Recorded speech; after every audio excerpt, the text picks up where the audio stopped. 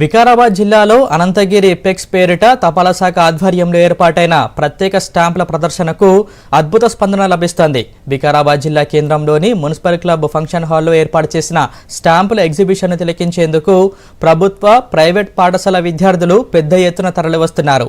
ఈ ప్రదర్శనలో విద్యార్థులకు క్విజ్ పోటీలు, ఎస్సే రైటింగ్ నిర్వహించారు. ఈ ఎగ్జిబిషన్ను ఇప్పటి వరకు 2000 మంది విద్యార్థులు తిలకించారని నిర్వాహకులు తెలిపారు. Which is known as Anantagiri PEX 2025. This started on yesterday by District Magistrate Vikarabad, Sri Pratik Jain, and the exhibition is yesterday, today and tomorrow. It's for 3 days. We have around 2000 of exhibits here in the 60 frames. Different school children and eminent philatelists have displayed their frames here.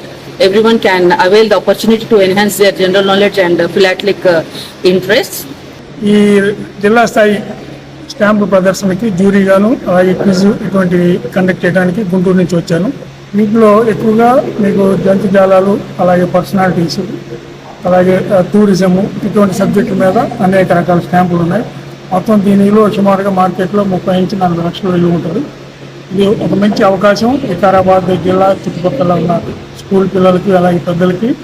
The Philatelic Society of India was discovered in March 6, 1897 in Calcutta.